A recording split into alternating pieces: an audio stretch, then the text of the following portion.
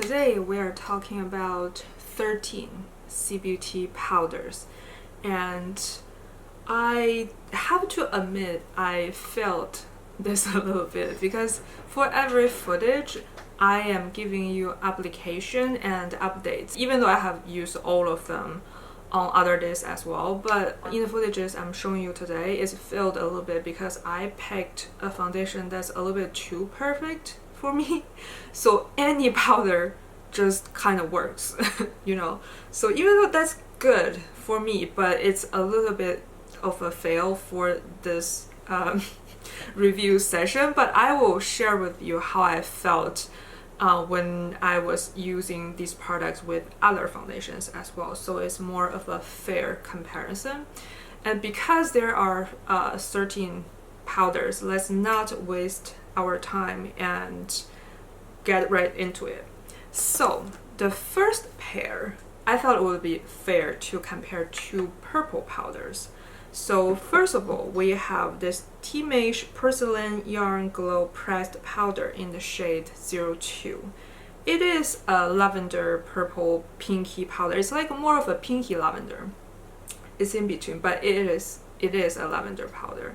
I found this to be very fine and looks pretty nicely on the skin. It brightens your skin for a little bit, but it's not like too whitish white, unless you're using a foundation that's already a little bit light for you. Then of course it's gonna be emphasizing that. But I am using a foundation, like, by the way, the foundation I was using was from SUQQU, their cream foundation in the shade 025, I think. My almost perfect shade in the summer. So with that perfect match, I don't find this to be giving me like a ghosty white cast. It looks like a little bit brightening, but overall still natural. I don't see the foundation on my face and on my body like separating. So I think for that it is pretty nice. It's just, I feel like if you are super oily skin, this probably wouldn't cut for you. Fully set my face with this one, went a little bit oily in the 2 hours mark. It's like a pretty typical amount of time for my skin to get oily with a dry skin powder, if that even makes sense. You know, the powder that's more for dry skin, not extremely oily skin. So overall, I really like it. It's just I probably wouldn't reach for it on the hottest day, and I probably wouldn't reach for it if I'm using a foundation that's already a little bit light for me. But overall, it's pretty nice. It's very fine and it's pretty blurring. It's a matte powder, you know. All matte powders are blurring. And the other one is from Florasis. This is gorgeous peach blossom powder in the shade 05. Another soft lavender-ish powder. And I found these two powders to be pretty similar. It's just one is pressed and one is loose. And I really like this powder, and the puff is so beautiful as well. And this is the same thing. I noticed a tiny little bit of a brightening effect, but it's not too much that I feel like it's a little weird. I feel like there's not much to say because these two, like I said, are very similar. My skin went a little bit oily in the 2 hour mark as well. So yeah, probably wouldn't cut it for you if you have super oily skin, but if you have dry skin, I think this is a great one. It will, again, brighten a little bit, but not too brightening. And both of these two will not make your skin look purple, actually. It just brightens a little bit. So the next two is from Judydoll and Flower Nose. Judydoll, I have tried this previously as well, and I can link the video here for you. Previously trying this, I found this to be pretty brightening, actually. So it's a little bit ghosty a lot of the time, but this time, because the foundation I used is pretty perfect for me, so even though this is more brightening than the other two I just showed you, it's acceptable amount of brightening. so I was okay with it. And because of the foundation was too perfect, this literally looked perfect on my skin as well. But when I was using other foundations, I remember me noticing that on some day this could look a little bit heavy. So I am just thinking this powder is probably, you know, mattifying and blurring your skin, but if you're using a foundation that's not absolutely perfect, this might not help with the situation. So I feel like it's still okay to try if you are okay with what I just told you. But if you want a powder that helps with the overall performance of your foundation, I don't think this is the one. And the next one is, like I said, from Flower Nose. These two are both like these whitish powders, so I thought it would be fair to compare them together. And this is the Strawberry Cupid collection, pressed powder in the shade 01. Soft lavender. They say it's lavender, but I literally don't see the lavenderness. It's like a cool toned whitish color. Maybe they put like 0.01 percentage of lavender pigment into it, but like I literally cannot see it. I think these are like very similar color, and I found this to be less white than the Judydoll one, and I think this one is a little bit thinner. So overall, I like this one better than the Judydoll one, and these two I feel like perform a little bit better than the other two when it comes to oil controlling. My face still went a little bit oily because I am oily skin. So sorry if I didn't mention in the beginning of the video, but I have pretty oily skin in the summer. So most of the powder I have tried does not really cut it for me for the full day to keep me matte, right?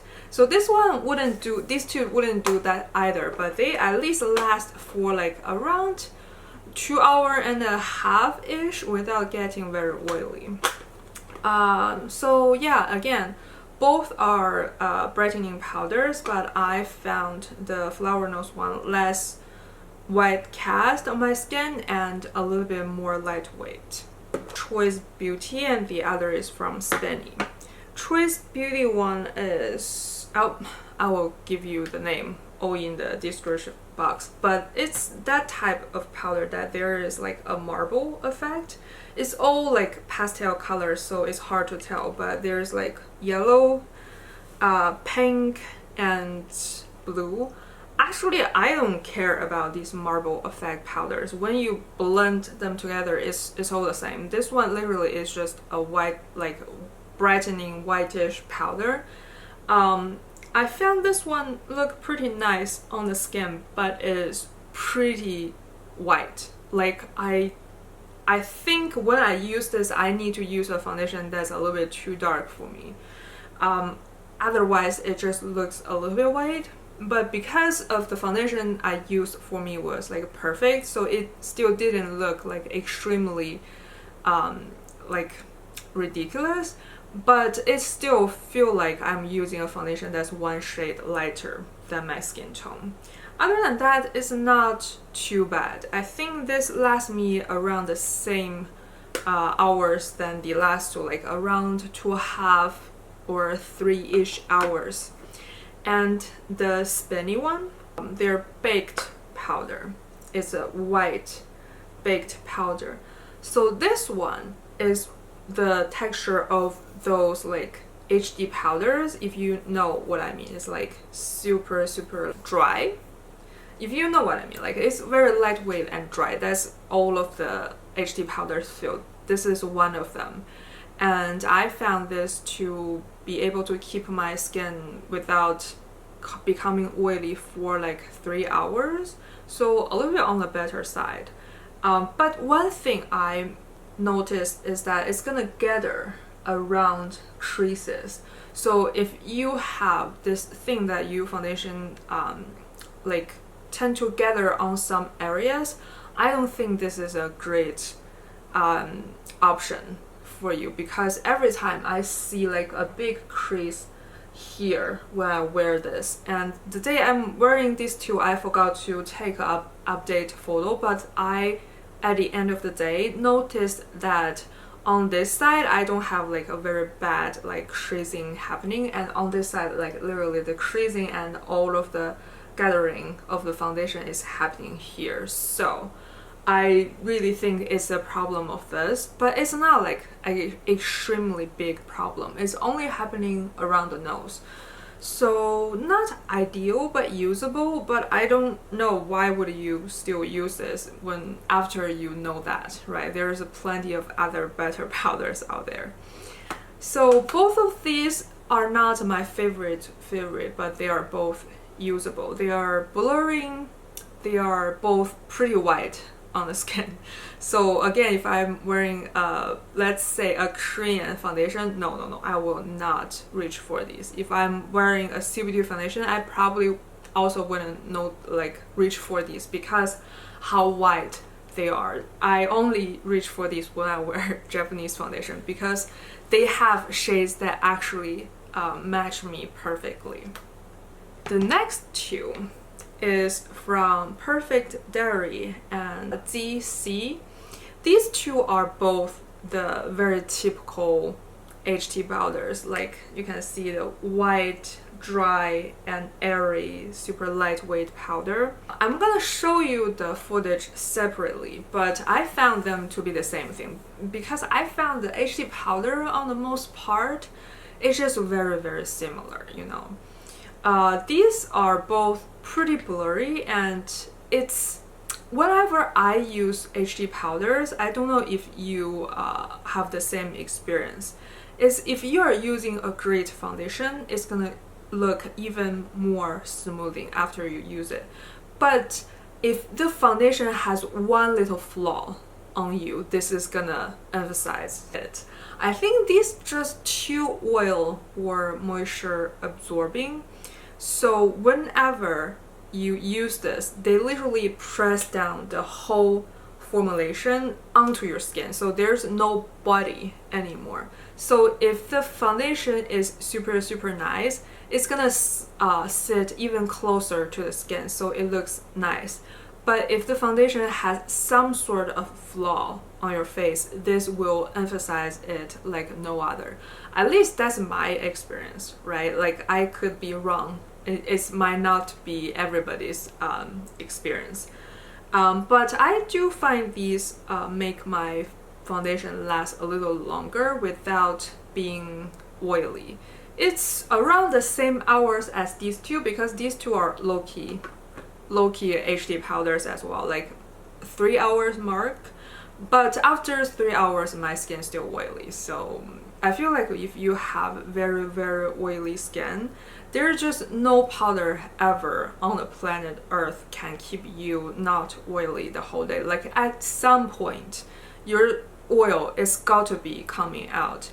And actually at this point, if I encounter anything that can keep my oily skin in the summer very intact and never be oily on the whole day, I would actually questioning the safety of that powder. Like what are you even putting in that powder to block all my oils? Is that great for my skin? Am I like gonna break out after that, right? So I'm okay with like 3 hours is not bad. The next would be two powders from Joocyee. Illuminating Setting Powder. This one is the type of HD powder, and they have like a purple one pressed on top. Overall I really like this one. Even though it's a HD powder, I don't find it to be like super emphasizing on the flaws of the foundation. A little bit, and it's not too white on the skin, and it can still keep my skin last for like 3 hours before becoming oily, and the foundation will not gather here. Even though it's still like a little bit brightening, so I wouldn't use this on a day where my foundation is already a little bit light to me. But overall, I really liked this one. I think it's a great powder. in this category, you know, the HD powder category. I really like this. And the other one is their powder foundation. Because it's a powder foundation, of course it's not HD powder and it has coverage. I found my skin look a little bit more heavy, which is to be expected because you're adding more coverage. That equals to a little bit more heavy, right? It's just the nature of it. And despite that, it doesn't look awful. It just looked like more coverage and a tiny little bit like thicker foundation look, you know? It's not bad. And I found this to be lasting still pretty nicely. I don't think these last less long than the other powders. So overall, I really like this one as well. If you want a powder that's giving you some coverage, I recommend this one as well. But to set your skin to be like fully set, no like moisture at all, you have to use way more than the other powder. It's just, again, the nature of this. The HD powders, you use less to set your whole face overall, and the other type of powders you have to use more, and you have to use more of this powder. And they only have like 2 shades. I think I have the shade 02. So overall, liking this, but this is like a different concept than all of the other powders. It's a great one. It's a great one. It's just depending, do you want a powder that has coverage in it? And the next one are both loose powders as well. One is from porcelain. I'm gonna show you the application footage, but I'm not gonna talk too much more about this because this literally performs the same as these two, like 3 hours wear and pretty blurry, like a typical HD powder stuff.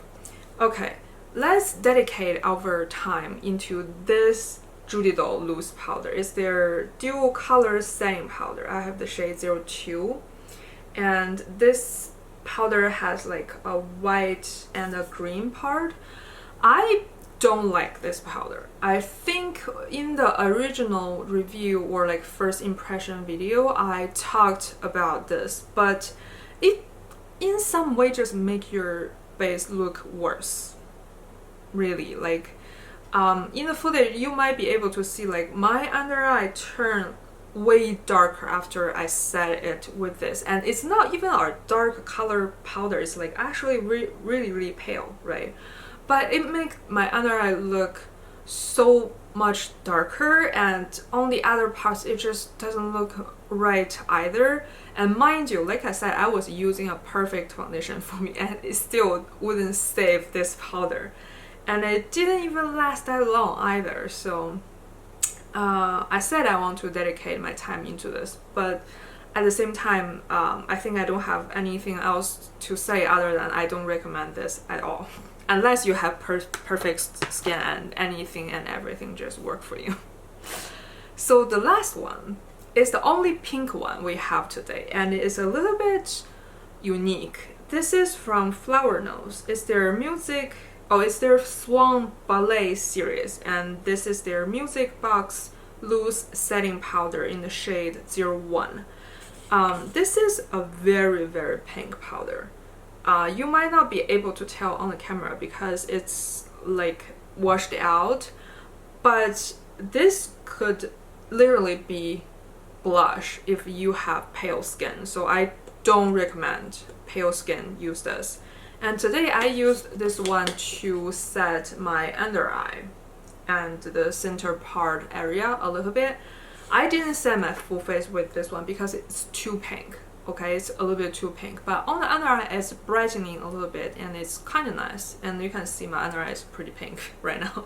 It's because of this powder, and it's a little bit unique because it's actually, the formulation feels like a HD powder, but it's pink. Like it's very pink. Like imagine 2 to 3 shades darker than this. It's like a coral, pinky coral blush for like a light medium skin tone type-ish color, what I'm seeing right now. So again, if you have really pale skin, I imagine this would be just a blush for you. But I sometimes feel like if you have like medium tan or even deeper skin, this could be a pretty nice under eye powder for you, like the pink powder, without being too white. That's what I am thinking, but I'm not sure because I don't actually have a deeper skin, right? Nice formulation.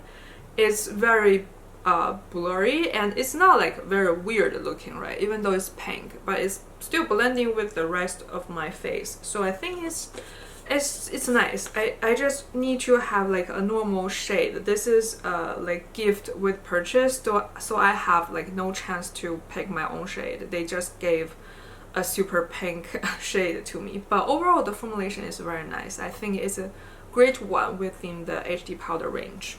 So that's all of the review for these powders, and my favorite would be this. So when in the summer, I probably would reach for this Joocyee one, and if I want like something in the like cooler month when my skin is not oily, I think I would reach for these ones. They are very blurry without being heavy. So my conclusion is, if you are like me, you are like very oily in the summer, there is nothing, like I said, nothing that can actually make your skin not oily throughout the whole day. So it's just like a little bit better. It's just more like you use a product that fits your skin type, is gonna perform a little bit better. It's just a matter of that difference. Whenever people tell me that some powder that keep their skin not oily for the full day, my reaction, my first thought will be either you are lying or you are not actual very oily skin, at least not my level of oily, right? So yeah, I think that's what all I have to say. And thank you very much for watching. Bye.